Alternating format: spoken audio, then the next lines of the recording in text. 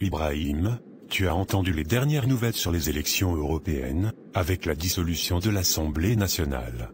Oui Moussa, la montée de l'extrême droite avec Marine Le Pen et Jordan Bardella, ça devient vraiment inquiétant.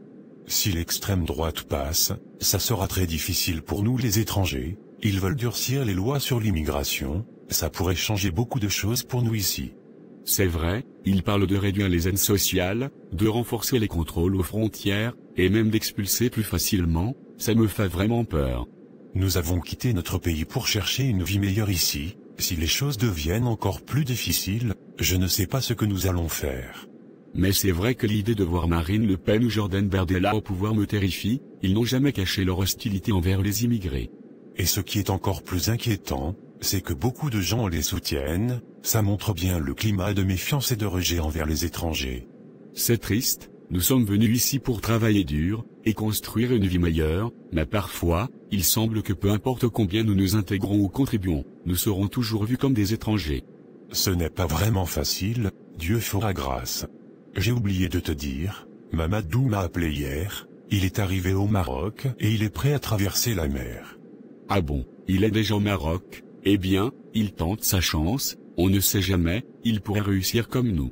Oui, mais il y a tellement de risques, la traversée est périlleuse, j'espère qu'il arrivera sain et sauf, je l'ai fait et je ne le ferai jamais encore, c'est vraiment traumatisant.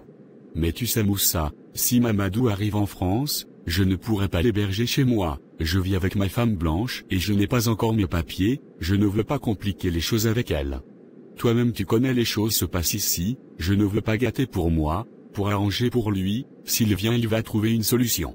Nous tous on a dormi dehors ici en France dans nos débuts, actuellement c'est l'été il ne fait pas froid, donc il va se débrouiller. Je comprends, moi non plus, je ne pourrai pas l'aider, ma maison est petite et je ne veux pas augmenter mes charges, avec la vie chère ici, c'est déjà difficile de joindre les deux bouts.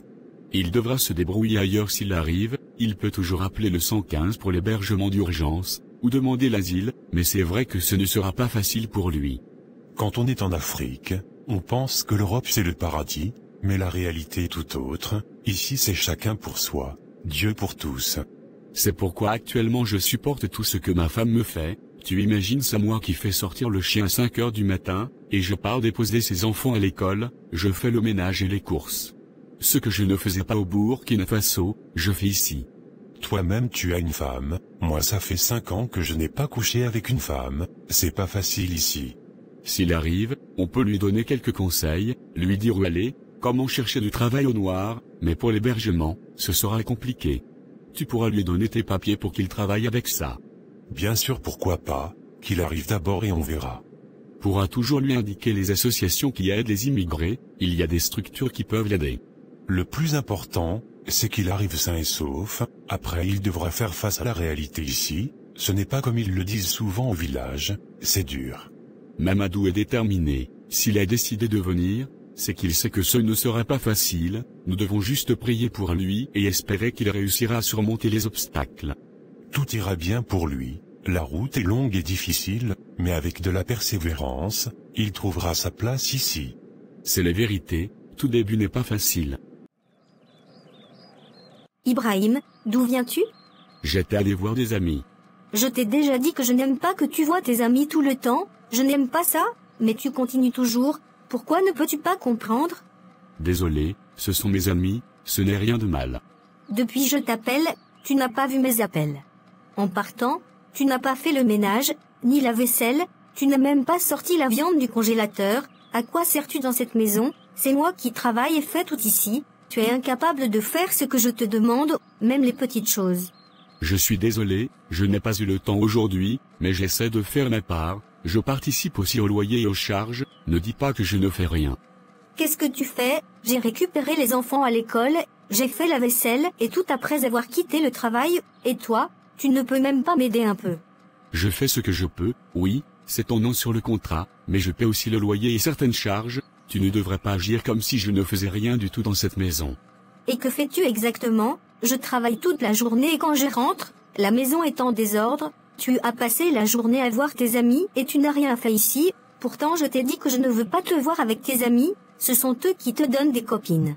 J'essaie de trouver un équilibre, je fais des efforts, je m'occupe aussi des enfants quand je peux, et je paie ma part des factures. Des efforts? Tu appelles ça des efforts? Si tu faisais vraiment des efforts, tu serais à la maison pour m'aider, pas dehors avec tes amis. J'ai besoin de plus de soutien, pas d'excuses. Ce n'est pas juste, tu sais bien que je fais de mon mieux, mais parfois, j'ai besoin de temps pour moi, pour voir mes amis et décompresser un peu. Et la vaisselle, et le ménage, et sortir la viande du congélateur, ce sont des choses simples que tu aurais pu faire avant de partir. D'accord, je reconnais que j'aurais dû le faire, je m'excuse. Je veux que tu prennes tes responsabilités, que tu comprennes que je ne peux pas tout faire toute seule, que tu sois là quand j'ai besoin de toi. D'accord, c'est compris, je suis désolé, va te reposer, je vais faire le reste, tu es assez fatigué. D'accord, j'ai déjà fait la vaisselle, il reste juste à faire la cuisine, tu peux le faire rapidement. Je vais profiter pour compléter ton dossier de la préfecture qui manquait. Il manquait juste nos deux noms sur les différentes factures, pour attester la communauté de vie. Oui, je le fais tout de suite. D'accord, merci beaucoup. Aminata, tu as des nouvelles de Mamadou? Je pense souvent à lui souvent. Oui Bakary, il a appelé la semaine dernière, il est au Maroc et doit bientôt traverser la mer. C'est une bonne nouvelle, nous devons prier pour lui. Ce voyage est périlleux, mais avec les prières et la bénédiction des ancêtres, tout se passera bien. Chaque jour, je prie pour lui, je demande à Dieu et aux ancêtres de le protéger, la mer est si dangereuse, mais il est déterminé à chercher une vie meilleure. Les jeunes ont souvent des rêves, et des ambitions qui les poussent à prendre des risques. Mamadou est fort et courageux, avec les prières de toute la famille, il réussira.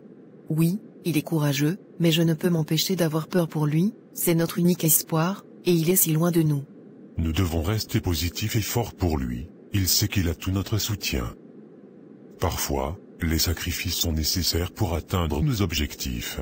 Oui, tu as raison Bakary, merci de me rappeler cela, sinon comment vont les récoltes cette année?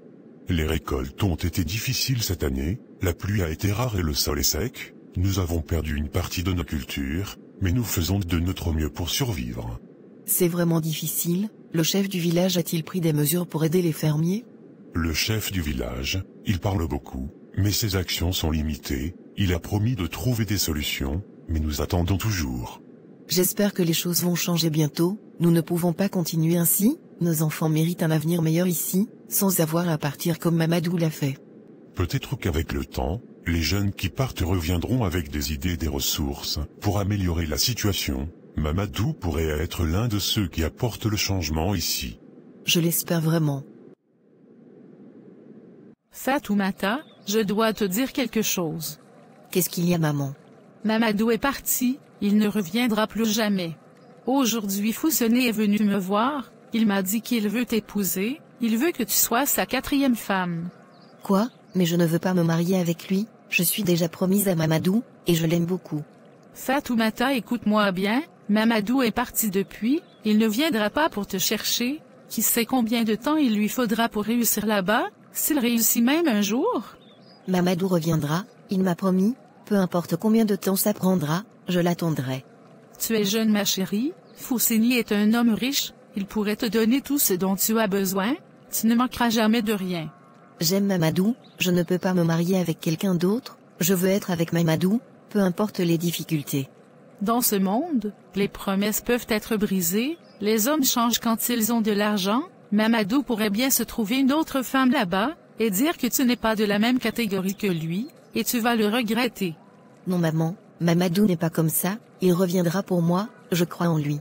Je veux juste ton bonheur ma fille, Fousseni peut te donner une vie confortable ici, il pourra aussi nous aider, c'est l'homme le plus riche du village. Ma vie confortable, je la veux avec Mamadou, même s'il doit prendre du temps, je l'attendrai, je ne peux pas trahir notre amour comme ça. Tu es aussi têtu que ton père, mais un jour, tu comprendras que parfois, l'amour ne suffit pas, il faut penser à ton avenir. Je sais que tu veux juste mon bien, mais je dois suivre mon cœur dans cette affaire, je ne peux pas épouser quelqu'un que je n'aime pas. L'amour viendra dans le mariage, qu'est-ce que tu en sais? Non maman, je ne veux pas.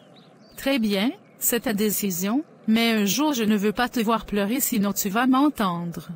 Ça n'arrivera pas maman. Mamadou, comme je t'ai dit, c'est 2000 €. Vous serez au nombre de 15 personnes.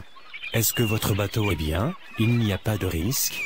Je ne le sais pas vraiment, c'est un zodiaque, je ne peux rien vous garantir, mais vous devez payer mon argent avant de monter à bord. C'est une mission suicide, vous pouvez réussir comme échouer, tout dépend de votre foi, donc priez beaucoup, c'est aujourd'hui à 21h. D'accord, c'est compris, je serai présent.